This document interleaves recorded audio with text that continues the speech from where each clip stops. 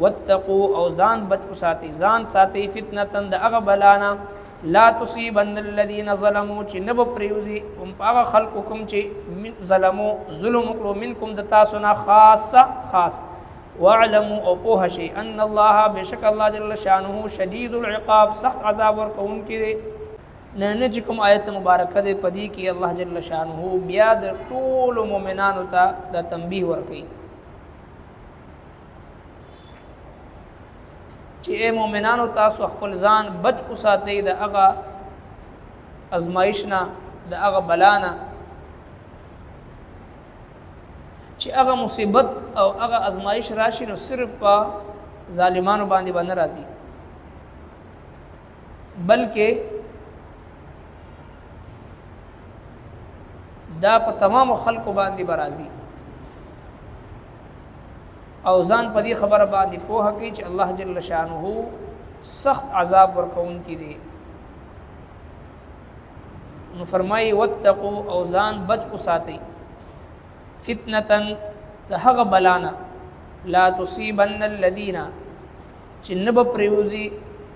او هغه خلکو باندې ظلمو کوم چې ظلم وکړو خاص منکم د تاسو نه خاص واعلموا او پوه شئ ان الله شدید العقاب بشک الله جل شانه سخت عذاب ورکون کی دی ځان بچ وساتئ د هغه فتنې نه د هغه بلانا چې هغه صرف په ظالمانو باندې به خاص نه پدې کې ټول مؤمنانو ته دا تنبیه ده چې کله هم یو ځکه د الله سبحانه و تعالی نه فرمانی کیږي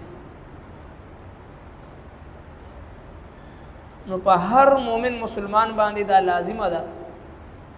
چې دی با دغه ظلم او دغه کفر او دغه شرک او دغه فحاشی او عریانی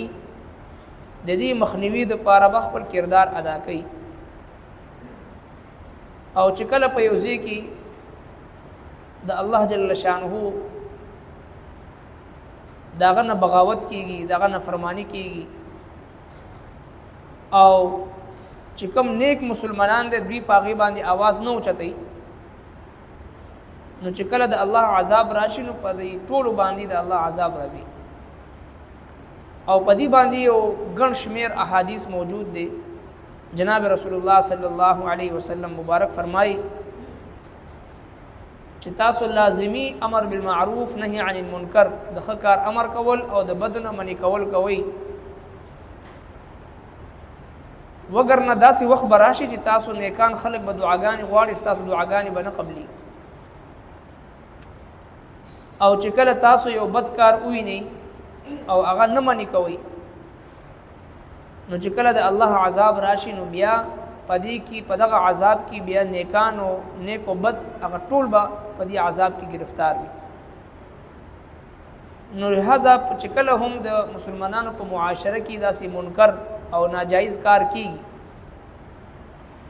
نو د معاشري هر طبقه سره تعلق ساتون کې مسلمان باندې دا لازم او واجب دی چې د خپل استطاعت مطابق با د هغې د مخنیوي د پاره یو کردار ادا کوي نو لہذا کم مسلمان ته الله تبارک وتعالى څومره وسایل ورکړي چاته علم ورکړي د خپل علم په ذریعہ باندې با د هغې مخنیوي کوي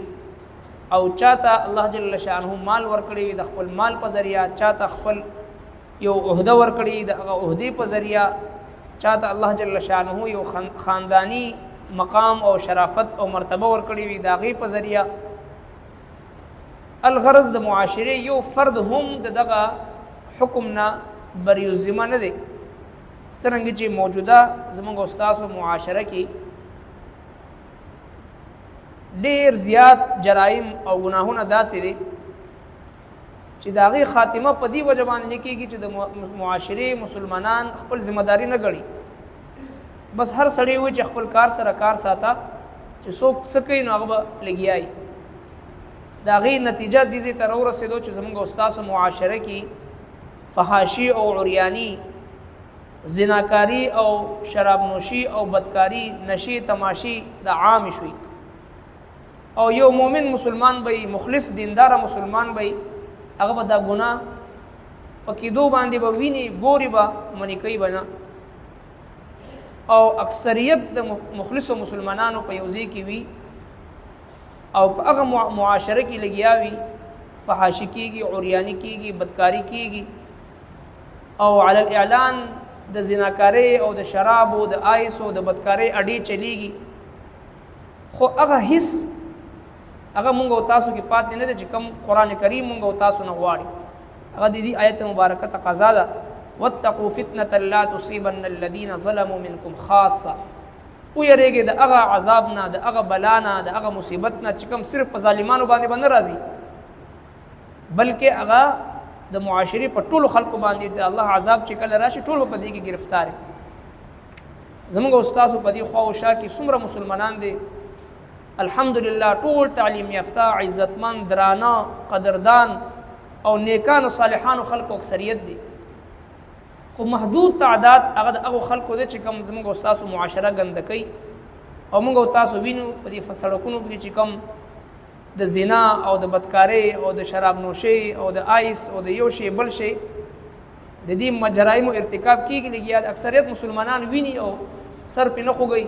او داغه د منی کول د لپاره فکرمن نه دي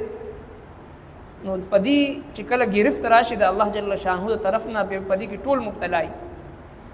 من رأى منكم منكرا فليغيره بيده فإن لم يستطع فبلسانه وإن لم يستطع فبقلبه وذلك أضعف الإيمان من چې څوک په تاسو کې یو بدکار وویني نو خپل لاس سره منی کوي لاس سره نشي کولی جبې سره منی کوي جبې سره نشي کولی زړه کې بد وګڼي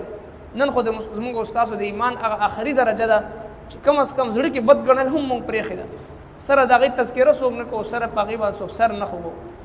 نو دغه جرایمو د وجه نه د مسلمانانو په معاشره باندې د الله عذاب راځي ځکه الله تبارک وتعالى فرمایي تاسو ځان بچ وساتئ د هغه عذاب نه د هغه فتنې نه د هغه بلا نه چې صرف په ظالمانو باندې بنئ بلکې چې کم خلک په خاموشي اختیاري او کم خلک د خاموشي سره دغه تماشا کوي او پاغي باندې خپل چرت نه خرابوي خپل طبيعت نه خرابوي دا خلکم دغه عذاب کې گرفتار دي واتقوا او ځان بچ وساتئ ځان ساتئ فتنه د هغه بلانا لا تصيبن الذين ظلموا چې نب پریوزي هم هغه خلقکم چې ظلموا ظلم وکړو منکم د تاسو نه خاص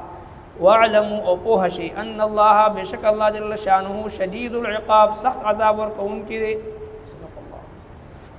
ربنا تقبل منا انك انت السميع العليم وتب علينا انك انت التواب الرحيم برحمتك